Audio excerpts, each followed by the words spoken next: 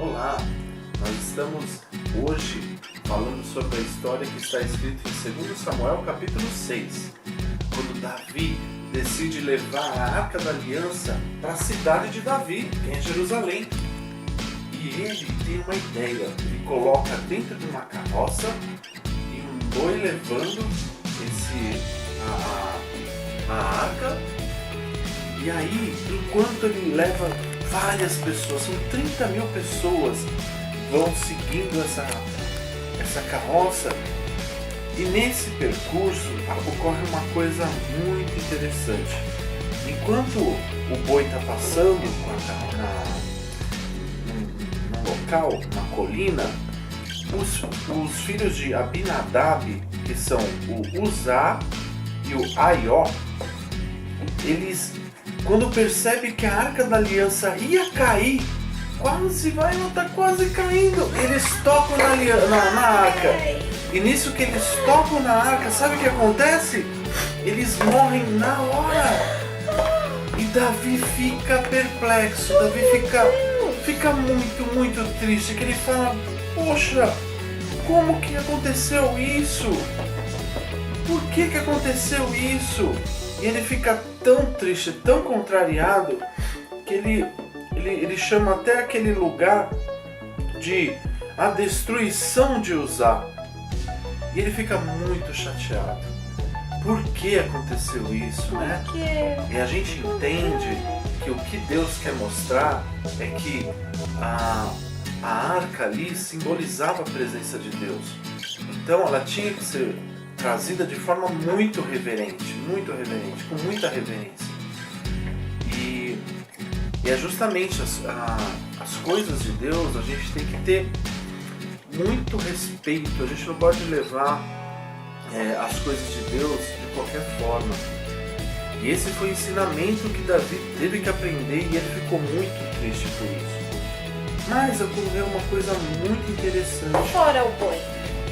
Aí, a arca, ela ficou lá na casa de um homem chamado Obed-Edom. E Obed-Edom era um homem muito bom. E ficou lá na casa dele. E eles tiveram uma outra ideia de levar a arca, não foi? Sim, mas primeiro ficou na casa de Obed-Edom. Durante 3 meses ficou lá. E nesse tempo, um servo de Davi foi falar com Davi. Ele falou assim: ô Davi, sabe o que acontece? Sabe a arca que está lá na casa de Obed-Edom? Sim. Você acredita que o Obed-Edom, ele está prosperando tanto, ele está com uma saúde tão boa, os seus bens, ele está multiplicando os seus bens, tudo na vida dele está acontecendo de bom. É mesmo?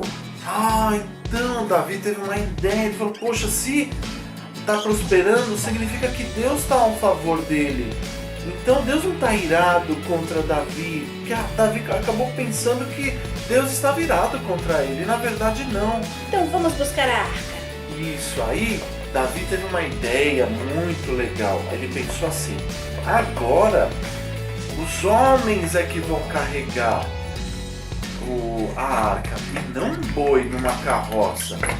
Ou seja, mostrando muita reverência. Os homens.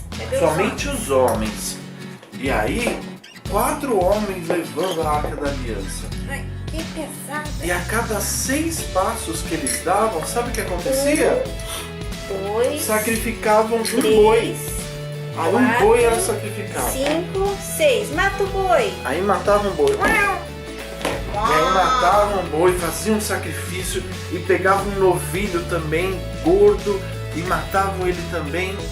E aí, mais 6 passos. mais 6 passos. Imagina quantos foram? 3, 4, 5, 6. Matem mais um boi. E assim chegaram à cidade de Davi. Chegamos. Agora, Davi está chegando próximo de Jerusalém. E ele está dançando muito, ele está muito mega super blaster feliz. A ponto que ele tira até o manto e ele fica o manto e ele fica só de colete. E fica dançando tanto E ele dança com todo mundo, com as pessoas ricas, com os pobres. Ele não tá nem se importando se tem escravo ou não. Mas, rei. É tudo muito feliz. Aí, aquela dona que tá ali em cima no palácio, ela é Mical, é uma das esposas de Davi. E ela olha para Davi com desprezo. Ela fica olhando com desprezo, fala: nossa, que o Davi, que coisa, dançando com os pobres. Oh, que nojo. Daí, Davi chega, ele fica todo feliz. E aí ele vai conversar lá com Mical. Aí ele sobe lá no palácio. Aí ele sobe no palácio e vai conversar com Mical. E aí, Mical fala pra ele assim: nossa, hein, que papelão, hein? Fica dançando com gentalha. Aí, Davi falou: o quê? Você acha que diante do Senhor eu não vou dançar? Na verdade, eu vou dançar em muito, eu vou me humilhar diante de Deus, porque Ele merece toda a adoração.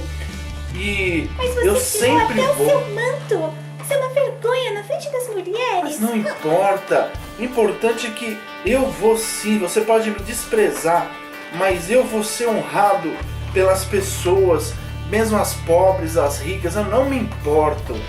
E aí, sabe o que aconteceu com Mical? Sabem? O quê? Ela nunca teve filhos. Depois dessa atitude que ela teve, ela não teve filhos. Jeremias capítulo 20. Agora, Jeremias, ele está sendo preso.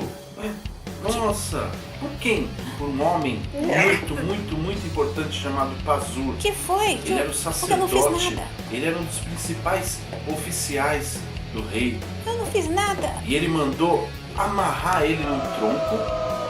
Ele foi amarrado e foi espancado com chicote.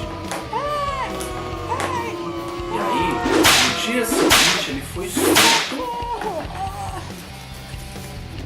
E aí, quando ele é solto, Como ele dói. diz assim para Pazur. Ele diz: olha, o que você fez comigo, Deus vai fazer com você e todos os seus da sua família e os seus amigos.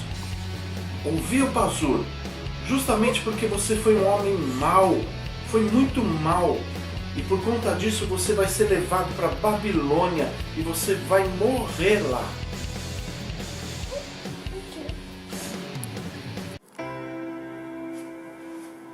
Depois disso, Jeremias vai orar a Deus. E ele diz assim para Deus: Senhor, tu me enganaste, eu fui enganado. Você foi mais forte do que eu e prevaleceste. Mas eu grito, é tanta violência, é tanta destruição, é tanta injustiça, Senhor. Eu não aguento mais. Eu não quero mais falar mais nada. Eu tô cansado de falar com esse povo. Eles não me ouvem. Eu tô cansado. Mas tem uma coisa dentro do meu coração. A tua palavra é como o fogo que arde no meu coração. E eu não consigo ficar quieto. Eu tenho que falar. Eu tenho que falar. Eu sempre vou falar da tua palavra, Senhor. Sabe, Senhor, o Senhor está comigo. O Senhor é um forte guerreiro. Todos aqueles que me perseguem, eles vão tropeçar, eles não vão prevalecer. Eles serão envergonhados, porque o Senhor é o Senhor dos exércitos. Tu examinas o coração do justo e a sua mente, ó Senhor. Por isso cantem ao Senhor, louvem ao Senhor, porque Ele salva o pobre das mãos dos maus. Louvado seja o Senhor.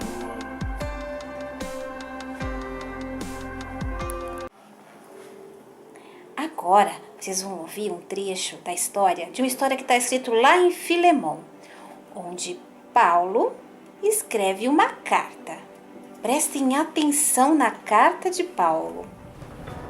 Paulo escreveu uma carta para Filemão dizendo em favor de um amigo dele. Na verdade, ele o considera até como filho, filho na fé, porque ele ganhou esse menino chamado Onésimo para Cristo enquanto ele estava ali na prisão. E Onésimo, um detalhe bem interessante, Onésimo significa em grego útil. E esse Onésimo, ele fugiu do seu servo Filemon, do seu amo Filemon. Ele fugiu dele. E naquele tempo, quem fugia, um escravo que fugia do seu senhor, ele podia ser até morto. Então por isso que ele foge e ele tenta a sua vida, mas em um dado momento ele é preso. E aí Paulo tem a ideia de escrever uma carta em favor desse amigo, desse novo amigo. E ele escreve assim: Ô Filemon, eu tenho ouvido muito falar de você. Nós nos conhecemos há tanto tempo, né, Filemon? E eu tenho muita alegria de saber que você tem sido um exemplo entre nosso meio. E eu tenho ficado muito feliz dessas notícias. Mas eu venho agora te fazer um pedido muito especial. Sabe o Onésimo, aquele teu escravo? Ele está aqui comigo. E eu sei que ele foi muito inútil para você, até fazendo um trocadilho com o nome dele, né? Mas ele foi muito inútil para você, mas ele tem sido muito útil para mim. E eu venho te pedir de todo o meu coração, por amor mesmo ao Evangelho, que tudo que ele te fez de mal, você venha perdoar ele. Porque nós somos livres em Cristo. Então, quando eu te mandar ele de volta para você, eu te peço que você não prenda, não maltrate e principalmente não mate. Eu peço isso por conta de mim. E se ele te fez algum prejuízo, eu vou pagar o que ele te deveu.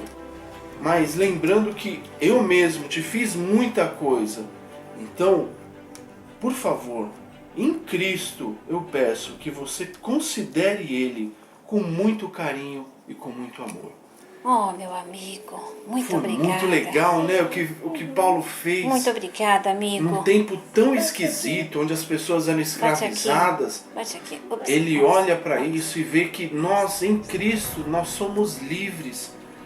E graças a Deus que Filemon perdoou Onésimo e ele voltou e ficaram muito felizes.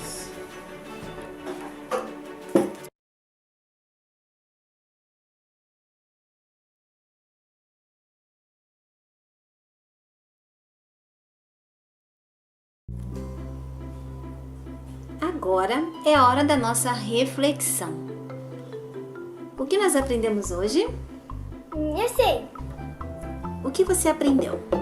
que a gente deve ter reverência com as coisas do Senhor. Em qual passagem você aprendeu isso? Na primeira do boi, da Águia. Ah, tá. Lá foi em 2 Samuel. Segundo Samuel, capítulo 6. Que a gente deve ter reverência com as coisas do Senhor, com certeza. A reverência, o que é reverência?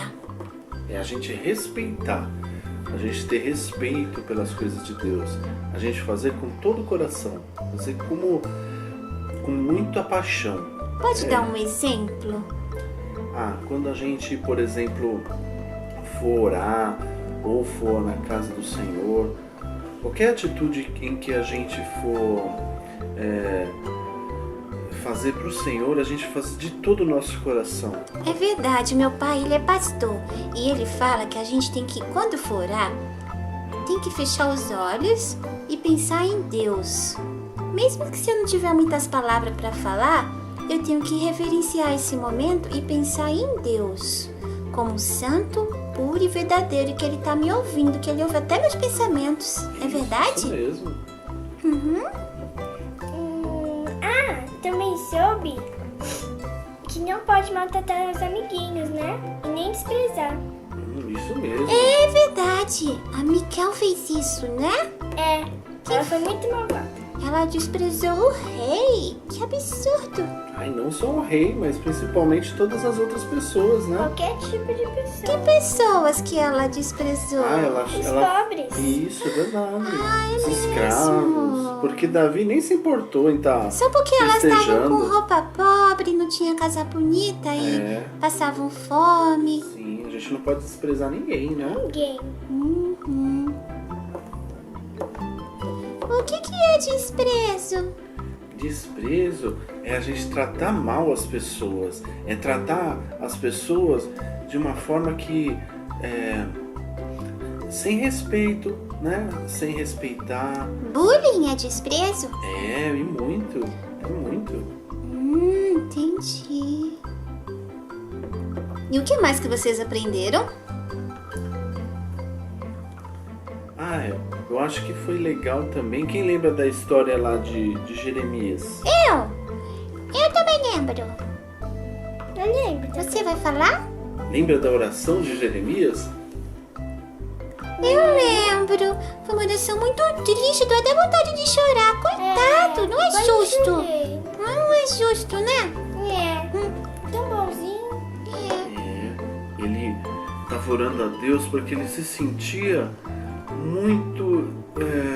ele percebia toda a injustiça, né, do mundo, tanta coisa ruim acontecendo, e ele pensa, poxa, o que acontece? Ninguém ouve a palavra de Deus.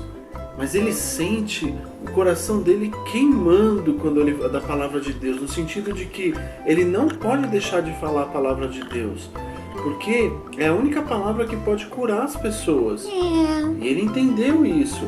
E aí ele começa a falar assim que, olha, na verdade o Senhor sempre está do nosso lado. As pessoas podem ser más, mas Deus é muito bom e Ele sempre vai estar ajudando as pessoas que querem fazer o bem. Deus deu a resposta para ele? Sim, tanto é que o seu coração, Ele mesmo disse, o seu coração ardeu.